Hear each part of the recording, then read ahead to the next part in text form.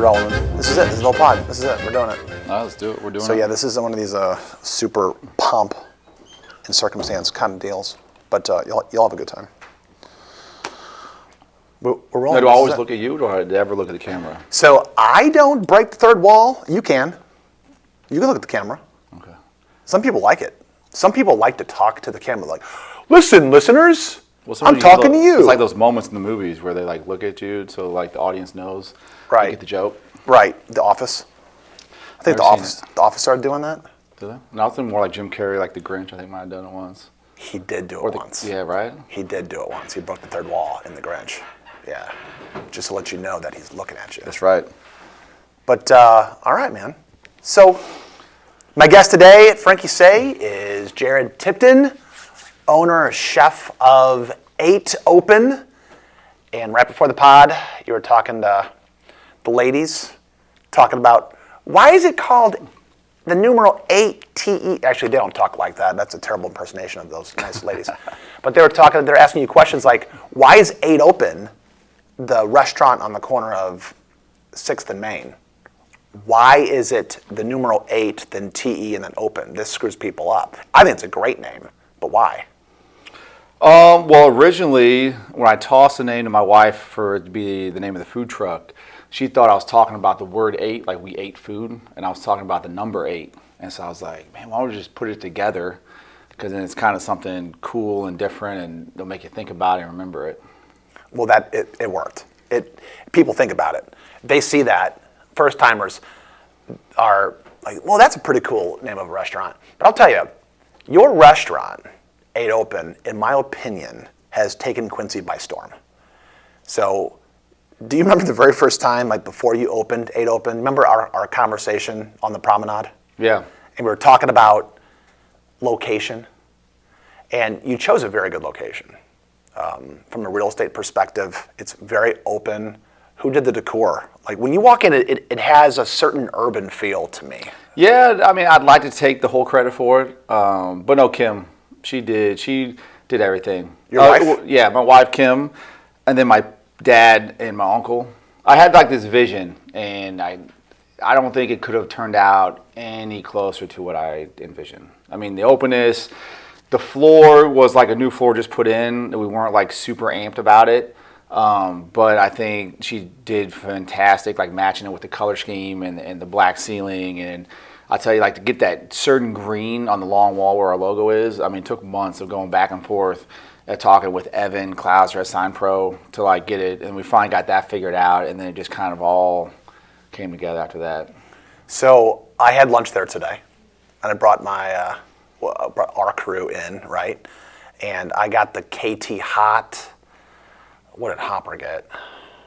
They ordered a bunch of burgers. Hopper got the kids burger, the Mary Schultz horseshoe for Brian. Brian Swan got the horseshoe. catfish. Oh no, he got the catfish. That's right. He was dying over that slaw. He loved it. Love it. Yeah, I'm like, how's that catfish? He's like, it's really good, but the slaw is out of control. The slaw is just like, oh my gosh. So we came on with, so we started off as like a wing sauce we used last Saturday. And you take like sweet Thai chili and gochujang chili paste and you mix it together, and it was fantastic. So I call it Korean buffalo sauce. It's like the only thing I can come up with, but it's pretty good. Your food's super good. Your French fries are, like, from a French fry connoisseur perspective, are also kind of out of this world. It's shocking how consistent they are. So, there's places around town that I love their French fries, but sometimes they won't salt them at all. Sometimes places around town might put on too much salt by accident. Yeah. And this is the human condition. Salt or no salt, perfect amount of salt. The way that your fries are seasoned are amazing. The execution of it, your people are really good. Who is the super nice young gal with the glasses who is like bubbly and full of life? And is Millie, nice? That's Millie Vanilli. Okay. Yeah, she's been with us almost since the beginning. And she's a rock star. We have a real core group of people. Millie, she's the bubbly girl with glasses. Jace is the big, tall, lurch-looking guy in the back. Okay. And then Big Mike, who just is on days currently. They're fantastic. They're probably the crew that runs 8 Open that makes my job easier. Well, before I saw you, we walked in there and we're at the point of sale and just kind of like trying to figure out what we want, look at the menu back and forth. And that crew of 3, it does look like, I know you're the creator, the owner, the chef. I know how you're behind everything, but I'll tell you, as like a person coming in to see that, I've been into your restaurant, double digits. I've been there double digit times, and those 3 have your place on lockdown. They do a really good job, like from like an outsider's point of view, like looking in. So. Well, it's good. Thank you for that. I mean, they really are. We had a talk. We had a team meeting for the first time in a long time just last week. Just kind of like, one, say thank you. Like, I'm very grateful for them. I couldn't do it without them. But with the other projects we have in the works, I might be stepping away at some point. Just not focus all the time there. So I really need them to kind of like hold the fort down. That's like the mothership of like all the projects that we have going on that we want to do. So yeah, you can't ever like forget the mothership. So. You seem to be extremely social media savvy. Whenever I'm looking through my news feed, which isn't that often on Facebook, now on Twitter, X, whatever, I'm all about my news feed because I get sucked into these things. But on Facebook, I'm not on my news feed very often, but when I am, when your stuff comes up, when 8 Opens posts come up, they're big, massive, tons of reactions, tons of comments, hundreds and hundreds of likes, loves, caring, emojis. The way that is that you writing the social media? Yeah. I won't say I'm social media savvy because I think like social media has expanded to like Snapchat and Instagram, which I'm not too hot on yet. I'm working on it.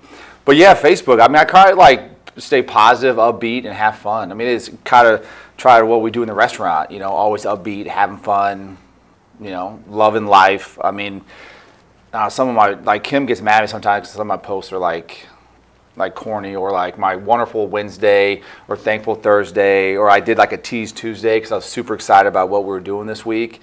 And she just like rolled her eyes and was all like, "What are you doing? Okay. You gotta stop that." People love that stuff. They love that stuff. And the reason why I know is because of the massive reactions that you're getting. So I know that our wives are always right, and I know Kim's a badass. She is. Also, I like your Facebook posts. They're very fun and positive, and you have a really nice message, and it resonates. And the community, I'm being dead serious. I mean, I would tell you this privately, and I think I have. But the way that you project yourself is extremely positive. You look at my Facebook posts. I'm trying to break stuff. You're like a glowing sun, like shooting out energy. You do a really good job. I think I've told you this privately, but you just do a good job. If you ever, follow the 8 Open. Anybody, follow 8 Open on Facebook because it's a ray of sunshine. If you want a ray of sunshine in your newsfeed, you probably get it from 8 Open. The very first time I ever heard of 8 Open, I think, was the food truck. Is the food truck, what was the name of the food truck? Was it 8 Open? Yep. 8 Open. Yep. Okay, so I'm not lying. So how long ago did you debut the food truck? It's been, let's see, the summer or the spring of 21. I bought it in 2020. Our very first event was a Christmas party for Collision Solutions, Jeff Stone's towing company. And then that spring, we kicked off, our very first event was at Smith Brothers Power Sports. They're gracious to like share their parking lot with us. We did a couple of like freestanding events at Salem Church. That's where my commissary was at. And then Tierney Craig, wonderful woman, got a hold of me from the brewing company, and we did a few events there. And at the brewing company is when we really kind of like hit the map, or however you say that, right? Right. Hit the mark, because they kind of opened up the people who like knew about us, and we started getting more hits and kind of like really got our name out there. And then from there, I mean, we did it for about 3 years. It was a grind. Like food truck, like I always go back to talk to Big Bro's Barbecue all the time. Like he would never go to a brick and mortar. And I don't think you can go back to just a food truck. Food trucks are so much more work than a restaurant. I mean, you have a kitchen, you got to do all your prep and cook, and then you go out on the truck, you do your prep and cook in the event, and then you have to go back and you have to clean the truck and the kitchen you did all your prep in and unload the truck. I mean, it's just a whole bunch of extra steps. Do you still have the food truck? We do. Right now, it's it's at my dad's house. It's going under some work. We're redoing some things. We went back and forth of whether we were going to get rid of it or keep it. It's hard to part ways, right? Even if we don't have as much time as we would like, but there's always that what if scenario. What if this huge event in September, the 200-year bicentennial of Adams County, and they need 8 Open to be there. We want to be able to be available for that. So you brought up Tierney Craig. Her and Josh, I think, are doing their Makers Market coming up. I think in the middle of June 13th or 14th. I think it might be a 2-dayer like that. So has Tierney called you asking you to do the food truck? We will. I think we're going to stay being at our location. Okay. I think when right before we opened, we did the food truck, and then during construction, we did the food truck because it's kind of in that back parking lot.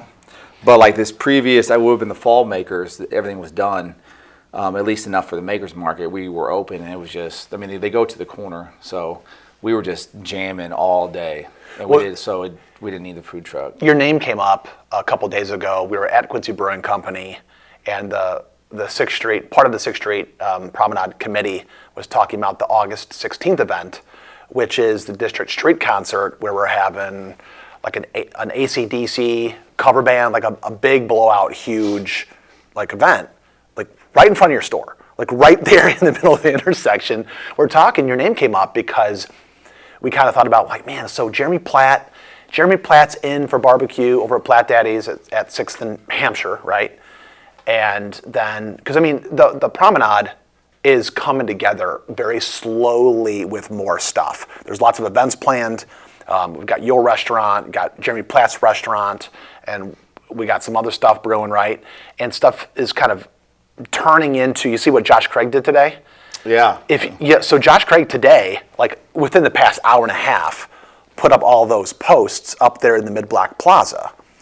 So if anybody's running around 6th Street or wants to come see it, come take a look at what that project, he practically did that. He got some type of, I don't know how the Craigs do what they do, but somehow they figured out a way to do this project. So that's pretty cool. So the Mid-Block Plaza, that's in between 1 and Colin Ash's place, essentially in between Quincy Brewing Company and 1. Yeah. In that parking lot, Josh just erected this big, huge thing. And I saw him. Did you see it? Putting it up. And it matches the 6th Street Promenade signage he put at the end of the street. It does. Which I thought was sweet. Yeah, it ties it in. It ties the room together. So that's happening. But what is your, what I was going to say was Tierney is going to call you and ask you if you want to bring the food truck to the August 16th bash that we're having. And you're going to say yes or no. But I know, she's probably going to call Big Brothers. She's going to, obviously Jeremy Platt is going to do his thing. But I don't know how many food trucks we're going to have. Probably half a dozen. But the way that thing is set up, the way the promenade is set up, it's set up for food trucks in that space. Yeah. You could have a bunch of them. And then you could even clear out the parking lot, which is Lot I, which is, across the street from Times Square, in the first Bankers Trust is right there. That whole parking lot has the ability to be food truck central. Wait, 16th, is that a Friday or Saturday? It's a Saturday. Saturday, okay. Yeah, is it August 16th or August 14th? Gosh dang I don't it. know. I don't know what you. I thought you said Yeah, 16th. What did I say? Hold on a second. Let me get this right. I'm looking Better at if this. it's the 14th. It's the 16th. Okay. Why? What's going on? What's going on the 14th? Anything big? The 14th is a Thursday, so we're not doing it then. But anyway, you're a Marine. Yep. Former Marine. Once a Marine, always a Marine, but, That's why I'm not saying former Marine, because I know better. I'm not stupid. I've been corrected so many times I don't make the mistake anymore. Oh yeah. That's fun. Oh yeah. A lot of friends who are Marines. When did you go into the Marines? October 2009. Dang. Yep. I was living in North Carolina, cooking. I was a chef at a hotel there, working out at the gym, and they had this it was during the Iraq surge, and they had General Petraeus was in front of Congress, doing his thing, talking about the surge and everything. And then the media came out and was calling him General Petraeus, and felt some sort of way, patriotic duty. If I was an able body, I should join and enlist. So Wow. the next week I went and saw a recruiter and signed up. So when you saw the media or whomever poking fun at Petraeus, did you take that a little personally? Well, it's just, I don't know. I mean, it was more like I've always been a patriotic guy. You know, I've always been pro-military, like not necessarily belonging to a certain political party, but like the military and the country in general, you know, pro-America. So, I don't know. I felt like it's doing him kind of dirty. I mean, he's a general. He served up teen years. I mean, you know, these are boots on the ground doing work for our freedom, you know. So, I mean, I felt some sort of way. I felt like it's kind of dirty. Well, so when I hear somebody say what you just said, you said, I'm listening to this, I'm going to go fight, or I'm going to sign, or I'm going to suit up, or I'm going to go serve my country. I'm going to go do something for my country. Because when you do something for your country, you're doing something for your family, the people who came before us, the people after us, your community, your neighbors.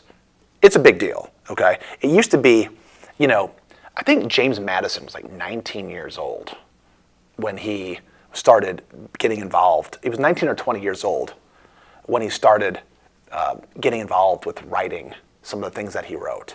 And I'm not some kind of history buff. That's Mike Scholl. That's not me. But when you take a look at the founding fathers, so this is not a political discussion we're having. We're talking about people and history, and like things that have happened, right? You know, Washington, Jefferson, and you take a look at all of the signers on the Declaration, and you take a look at the Constitution. It was ratified, in 1789, I think, something like that, and the Bill of Rights. And these are very serious things, and the American experiment is still going on. It's still working, even if people think it's not. It's still working today. It's one of the most incredible, dare I say, I don't want to say empire because that sounds like really bad, but it's been an experiment for 200 some years, and it's amazing. So, do you feel comfortable saying the names of your children on this pod, or would you rather not? So, can you very slowly say their names? Well, so my daughter, her name is Monroe. You want me to give the background story? Yes, I do. All right, so, and we go back and forth on this one. My wife, Kim, will say Monroe's after Marilyn Monroe, you know, who was a commie, so I don't know if I would agree with that. I'd say James Monroe, you know, the Monroe Doctrine, you know, being president of the United States. Washington, obviously after George Washington. Backstory on him, he was actually named Nixon the whole time she was pregnant.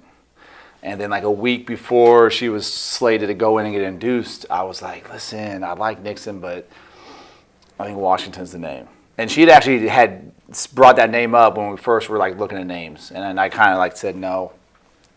And Nixon's a great name. I think Nixon's a very underrated individual. But so like the first like 2 hours after he was born, she hadn't okayed Washington yet. Like she was still set on Nixon, and then finally she agreed on Washington, so he became Washington. Wow. Okay, so you got Monroe and Washington. Washington, and then Mattis. After General James Mattis, you know, who is like, for the people in the Marine Corps, when I served, and you know, through the Gulf War and everything, he's like their General Patton, our General Patton, right?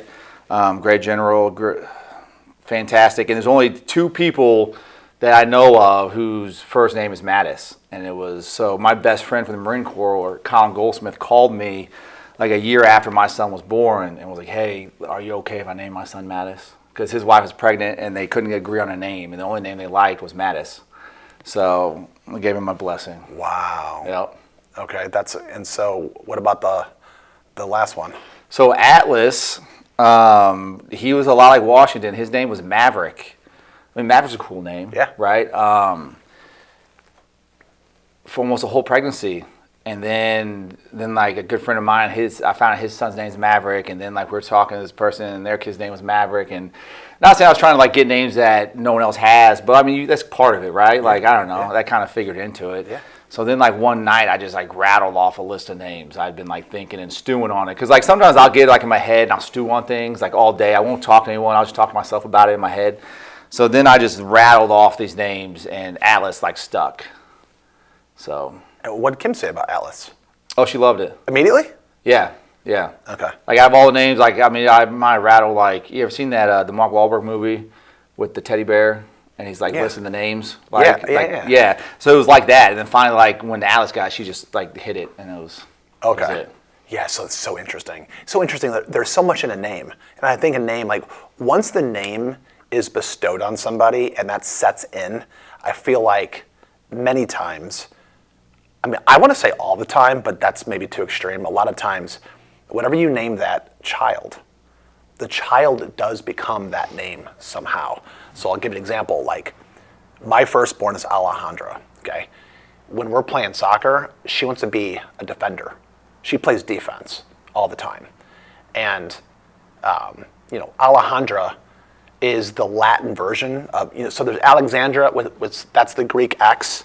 There's Alessandra, which is the double S, which could be Italian or Portuguese. But the Alejandra, which I don't say it like that because I'm too American, but that J in there, it means to defend. It means defender of mankind.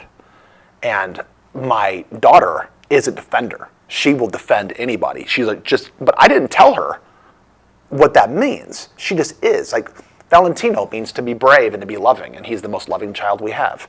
And then you get Press, who just press your buttons. It tries to impress you.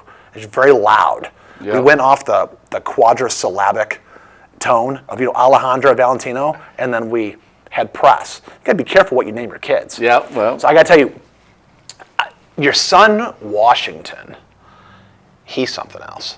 So do you know that he can handle? You know the answer to this. I walked in one time in the 8 Open, and there's a line, I don't know, there's like 15, 20 people in line, and I see this very young person at the point of sale taking orders. And I'm thinking to myself, I'm like, oh my gosh, that is amazing that the Tiptons trust him to do that. And I got all the way up to the line. He goes, hey, Frankie. I'm like, my gosh, this kid has some kind of je ne sais quoi of just his eyes are very alive. Like, Washington is just knows what's up. But he handled that so well, it's amazing that you're getting, at least Washington, I don't know about all of your kids, but exposing them, learning how to work, putting them in situations already at an early age to teach them something. How was Washington working the POS? It was he'd come down, and Mattis kind of started first, and so their sibling rivalry, right? I mean, they're within a year apart, same grade, so it's hard to get them to do a lot of things and not argue. But the night in question, Washington was down there, and we'd kind of dabbled on it, because the POS is like a tablet. Kids are all about tablets nowadays. So he kind of caught on quick, and we had someone no call, no show. We had someone just quit a day prior. And it was a Thursday, and we were just getting ready to get slammed. And I just looked at him. I said, Washington, listen, I need you to do the best you can, right? If you have any questions, come and get me. But just do the best you can. And I went back on the line and started cooking. And, I mean, we crazy Thursday dinner shift. He might have had a couple questions, but he killed it. I counted the till at the end of the night. All the change was right. I mean, we had the right amount of money, and then how old is he? He was 9 at the time, so he's 10 now, and he loves it now. And now it's kind of this thing that he has to do now. He loves it. I mean, there's things that he does that I think he's just seen me do it. So he never had to even ask me questions on how to do this. He just knows that's kind of how we do it. I mean, so it's pretty fantastic. It definitely people have their safety blanket. Washington is almost my safety blanket at 8 Open, because when I know he's here, there's one less thing I have to worry about, because he'll handle the register, and he'll help customers that need help, and he's extremely helpful. Somebody spilled something, he ran over to pick it up. Somebody ran some kind of problem with your plasticware area, he ran over there and fixed that thing. I mean, I'm just sitting there eating a KT hot, just drooling over your badass sauce. But he's just very helpful. Anyway, you've got a really cool family. I've told you that in real life. Just really neat to see that. So, a while back, you mentioned to me, I asked you what your goals were for restaurants. you said something like, you correct me if I'm wrong, but you said something like, I've got 5 concepts kind of in my brain I want to do. I think there's 5 concepts I want to do. I could do 20, but there's 5. I've got these menus in my head. I've got all of these concepts, and over time I've noticed that you can birth creations very quickly. You have a fast mind. You and I were talking, and you said, I think I'm ready for the next concept. I'm like, okay.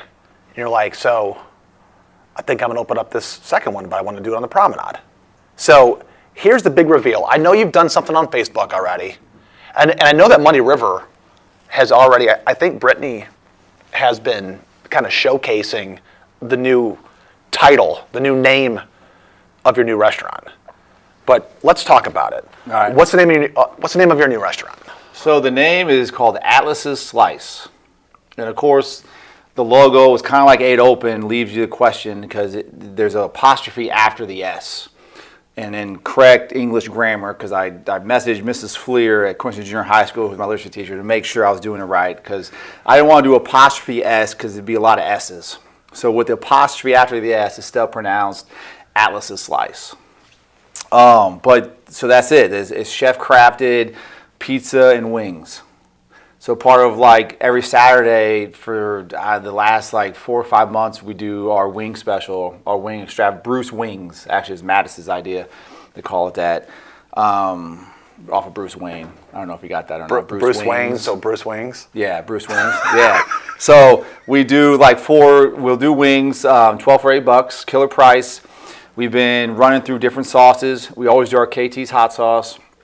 And then we'll do 2 or 3 other sauces we want to try out and a dry rub. Kind of getting the feel of what sauces people like, what dry rubs people like. Ultimately, to help build the menu for Atlas's Slice, because we want to have like 30 fantastic sauces. You know, and not just sauces like 30? Yeah, 30. And not just like mild, medium, hot, blow your face off hot, like going to Hades hot. Like we want depth of flavor, different components, like things that you may not ever thought you wanted to try with wings, global flavors. So we're getting there. We're getting there. Well, so I noticed on your menu board at 8 Open the names of some of these dishes, man. Like it's the weirdest thing. I'll see it'll say something like Dr. Brink, like get your burger like Dr. Brink way, and then I'll look over at a table and there's Dr. Brink, like eating the dish. It's hilarious. Do you have any names of these 30 sauces? So are there any like crazy wild names that you've come up with yet, or is that still in the works? It's still in the works. I haven't decided like what direction I want to go with it. So on the logo, there's a diamond and stars, and it plays off of the 1st Marine Division logo, the Guadalcanal, and it's like the star constellation that was above the island during World War II and the island hopping campaign when they like went to Guadalcanal and fought the Japanese. So I don't know if the names will be like more militarily related, okay, or what. We haven't got that far yet. We're still kind of thinking about it. And I am under the impression you have this pizza oven. Now, that's still in the works, right? You're still doing the pizza oven? Yes. So we have, so it's a Mara Forni pizza oven, which is like top of the line, handmade. I mean, fantastic. It's going to be a gas and wood-fired oven. I kind of went back and forth. I didn't want to be completely married to wood, because that all opens up a whole lot of things of like supply of wood and storage of wood. But we went back and forth for a long time. I didn't know if I wanted to do like a bread deck oven, right, and big pizzas, and you sell by the slice, because everyone kind of does. Everyone has like that style oven. You know what I'm saying? Very few, I don't know, besides the place in Hannibal has a wood-fired brick oven. So we wanted to be something different, and we went back and forth with it, and I finally landed. That's the style I wanted to do. I wanted to be able to get that crust. It got a little bit of char on it, crispy. It's funny, now we've been talking pizza. Dave Portnoy's One Bite Slice, like it's all over my Facebook all the time, to where like whenever we eat food at the house, like we're always like, all right, one bite, everyone knows the rules. And so like we've been like down the pizza rabbit hole for a while now, like sauces, the crust, the cheese, we've kind of labeled like crust, top, most important thing we have to knock out. Okay. Cheese is second, and then the sauce is third. Interesting. And then like the toppings will have like my kind of flair on a lot of the stuff that we do. Because toppings, you can put any kind of prep topping on there as you want. Yeah. There's so many things Yep. that you can do. But we are going to go like a little bit outside the box, like kind of like the vibe with like some of the outside the box stuff we do at 8 Open. You know, I got a guy who's talking about like a 600-day aged like prosciutto that like we might get involved with and getting that put on the pizza a little bit. You know, so. So are these slices or whole pizzas you're selling? So they're going to be 10-inch pies. And so keeping around the price point that we at 8 Open, you know, $10 to $15 depending on the ingredients, right? Premium ingredients versus, you know, not like one topping. We kind of worked into like whether it's kids or like lunch, like keep taking it and slicing the round, because one is all about efficiency, right? So like when I make my dough ball, I just want to be able to make one size dough ball. And then I only want to have one size pizza pan and one size box because, like, you know, you got to think about the execution portion. Yeah. You know, first thing I learned on the food truck, like my first 5 times out, like my dad was so mad at me because he was the one doing dishes and I was doing all sorts of crazy nonsense that was unnecessary, right? It was like my brain ADHD overload because I want to do it all. You know, but like realistically, you can't. You know. So for the pizza place, I'm trying to be realistic and, you know, and speed and thinking about like, you know, the oven will cook the pizza in under 3 minutes. You know, so then, but then I don't want like 6 different size boxes. I don't want all those different pizza pans. I mean, we're gonna have a 3-well sink and 1 dishwasher. You know, we try to stay lean, we try to stay mean. You know, part of the business plan is thinking like, you know, everyone has trouble finding employees. So like at my bare minimum staffing, I still want to be able to be amazing. You know, I don't want to have to not do certain things. So if I build it to where we can do it with minimal, if we have more, great. You know, but if it's minimal, we still put out our excellent food. That's amazing. Yeah, man, 10-inch pies. Oh my gosh. Because in a group, you know, you come in and you can buy like 3 or 4 different pies, and you can each try a piece of each. You know, we want to do like maybe 10 like specialty pies, and then or you build your own, and you can build it from any of the ingredients. Yeah, so I mean, there's nothing like that really. The closest thing I can think of. I mean, I'm not going to name names of places in Quincy that do pizzas because Quincy is an interesting place. Quincy, the island. If you are from Quincy, there are certain places where you've grown up in Quincy, and you have this large affinity towards certain places, and that's great. I've got a friend, actually named Kevin Pro, that has a pizza restaurant in Galesburg called Baked. And he does like more like, you know, signature pies like that. But you got to go to Galesburg. But I mean, there really isn't anything around here that does. I'm not taking away from anybody else that does pizza in Quincy. Like, yeah. I enjoy all of that fare. But I think what you're doing is definitely a really neat market. It's not just your typical pizza place, and I think that's really neat. Like enjoying your food at 8 Open and kind of like knowing your personality a little bit. When you say 30 sauces for wings, and all of a sudden you buy this super expensive pizza oven, and you said 3-minute bakes. I mean, oh baby, this is gonna be great. So people in Quincy, when they hear about a new restaurant, they get excited. Oh, like when Cane's came around, people are losing their minds. Listen, I love Quincy. And I never imagined if I was ever going to move back here. I just always thought like, I don't know, I was going to live like a big city and be a chef somewhere. Yeah. And I did that. And then I finally like, no, we're going to move back. Our family's here. You know, we have 4 kids, 3 kids at the time, right? Being near family. But like ultimately, like I never told anyone, I always want to come back to Quincy to cook for Quincy, right? Like I was born and raised here. All people helped raise me, live here. I wanted to come back and like showcase everything I'd learned. Like I traveled the United States, I traveled in other countries and got all this knowledge. I always wanted to come back here and cook. And Quincy is just like everyone loves to eat out in Quincy. I mean, that's the great thing about Quincy. Like they love to eat out, they support the local restaurants. And they've been very supportive of like my cuisine because like sometimes we'll do maybe crazy stuff you never heard of or seen, but you're willing to try it. And you know, some people like told me they wouldn't, right? But they have.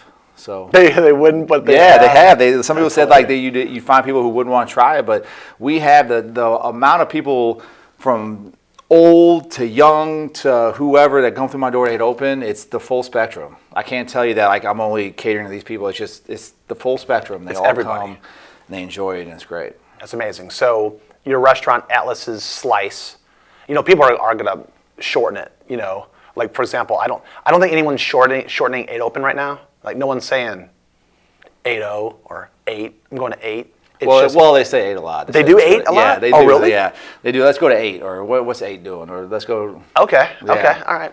I stand corrected, but I feel like I was talking to my wife so Brittany posted something, on Facebook a couple weeks ago, and that gorgeous dripping slice that's right there. Yeah. Whoever did your artwork, like, has something there because it's a really neat thing. Brittany posted it, and I was talking to my wife, and she's like, "Man, that's such an interesting name." I'm like, "Yeah." So we're gonna call it Atlas. I'm going to Atlas's. Atlas's. But do you think late summer, early fall? Like, what's your time frame? We're hoping beginning of August. Okay. If it's not, like my landlord, I think he's going to be a little frustrated. Maybe. Like he's probably going to be like, "Come on, what are we doing? Let's go. I got a lot of money in this." But He'll be cool. I think he'll be cool. I think he will. But we're hoping by August everything comes right. I mean, from the looks of it, they're building out now. The plumber, the electrician, they've all been doing good work. Framed out, flooring will be happening soon. HVAC system. The big piece will be the pizza oven. Will be the kitchen, but I do so Kim says I do my best work last minute. So the kitchen will come all together real quick last minute. I'll probably call my dad. He'll be on speed dial because he'll know like I didn't plan for something. He'll like shake his head knowing that he already predicted it would happen. Like the gas line at 8 open, like the day we're supposed to open, realized it wasn't big enough for all my equipment. So he over the weekend, him and my uncle ran a new gas line. Okay.